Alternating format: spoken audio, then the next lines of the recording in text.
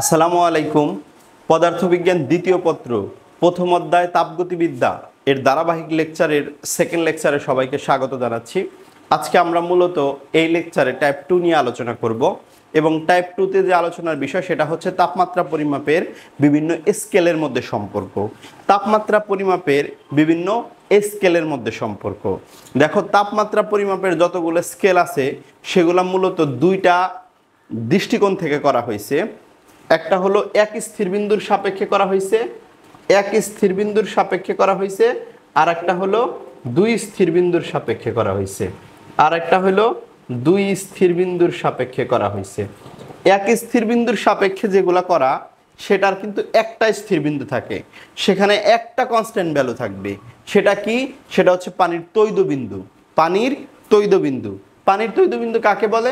ইংরেজিতে যেটাকে triple point of water বলে। ট্রিপল পয়েন্ট অফ ওয়াটার কি?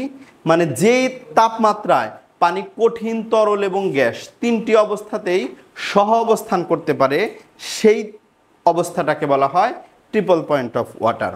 এবং পানির তৈদবিন্দুর একটা নির্দিষ্ট তাপমাত্রা আছে, সেটা হলো 273.16। এই 273.16 এর সাপেক্ষে যখন তাপমাত্রা পরিমাপ করা হবে তখন এটারে বলা হয় এক স্থির বিন্দু। আর একটা হলো দুই স্থির বিন্দুর সাপেক্ষে তাপমাত্রা পরিমাপের যে স্কেলগুলো তৈরি করা হয়েছে সেখানে দুইটি স্থির বিন্দু আছে। তাহলে দুই স্থির বিন্দুর সাপেক্ষে তাপমাত্রা পরিমাপের যে স্কেলগুলো তৈরি করা হয়েছে সেখানে দুইটি স্থির বিন্দু কি? সেখানে দুইটি স্থির বিন্দু হচ্ছে পানির গলনাঙ্ক এবং স্ফুটনাঙ্ক।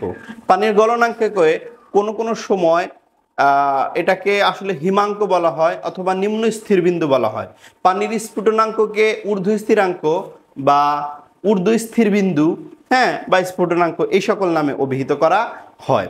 এখন দেখো, তাপমাত্রা পরিমাপের যে দুই স্থির বিন্দুর সাপেক্ষে যে স্কেলগুলা তৈরি করা হয়েছে সেগুলা কিন্তু একটা না, সেগুলা কিন্তু কয়েকটা আছে। যেমন সেলসিয়াস স্কেল নামে একটা স্কেল আছে, সেলসিয়াস স্কেল নামে এখানে একটা স্কেল দেখানো হয়েছে। তারপরে ফারেনহাইট স্কেল আছে। তারপরে এখানে আমি র্যাঙ্কিন স্কেল নামে একটা স্কেলের কথা বলছি, রোমার স্কেল নামে একটা স্কেলের কথা বলেছি। এগুলো সবগুলাই কিন্তু তাপমাত্রা পরিমাপের বিভিন্ন স্কেল। এখন এই সবগুলা যন্ত্রের সাহায্যেই মূলত তাপমাত্রাই পরিমাপ করা হয়। তবে এখানে একটা বিষয় গুরুত্বপূর্ণ, সেটা হচ্ছে এই যে তাপমাত্রা পরিমাপের বিভিন্ন স্কেলের কথা বললাম, এইগুলোর মধ্যে আসলে সম্পর্ক কি? যেহেতু সবগুলো দিয়েই তাপমাত্রাই পরিমাপ করা হয় তাহলে এগুলো তো অবশ্যই একটার সাথে রিলেটেড হওয়ার কথা। এবং সেই রিলেশনটা আমি এখানে দেখাইছি। C/5 সমান F-32/9 equal K-273/5 Rn-492/9 equal R/4। এই যে তাপমাত্রা পরিমাপের পাঁচটা স্কেল দেখানো হয়েছে এবং এই পাঁচটার মধ্যে সম্পর্ক দেখানো হয়েছে। আমরা এর সাহায্যে কি করতে পারি? আমরা এর সাহায্যে যে কোনো একটা স্কেলে যদি তাপমাত্রা দেওয়া থাকে তাহলে অন্য স্কেলে সেই তাপমাত্রাটা কত হবে সেটা কিন্তু কি করতে পারবো? এর সাহায্যে নির্ণয় করতে পারবো। তাহলে পরিচয় হচ্ছে, এখানে সি হচ্ছে সেলসিয়াস স্কেল তাপমাত্রা, এফ হচ্ছে ফারেনহাইট স্কেল তাপমাত্রা, কে হচ্ছে কেলভিন স্কেল তাপমাত্রা, আর এন হচ্ছে র্যাঙ্কিন স্কেল তাপমাত্রা। যদিও এখানে র্যাক্সিন লেখা হয়েছে, এটা একটু ভুল আছে, র্যাঙ্কিন স্কেল তাপমাত্রা। এবং এই শুধু আর অফ এনটা হলো র্যাঙ্কিন স্কেল তাপমাত্রা, আর শুধু আরটাকে বলা হয় রোমার স্কেল তাপমাত্রা। তাহলে বিভিন্ন স্কেলের তাপমাত্রার মান এখানে আছে এবং তাদের মধ্যে একটা রিলেশন দেখানো হয়েছে। আমরা কনভার্সন করার ক্ষেত্রে আমরা যখন সেলসিয়াসকে ফারেনহাইট অথবা ফারেনহাইটকে কেলভিন অথবা কেলভিনকে রোমার অথবা কেলভিনকে র্যাঙ্কিন স্কেলে রূপান্তর করব তখন কিন্তু আমাদের এই রিলেশনটা জানতে হবে। অতএব এই রিলেশন কিন্তু আমাদের এখানে মুখস্থই রাখতে হবে।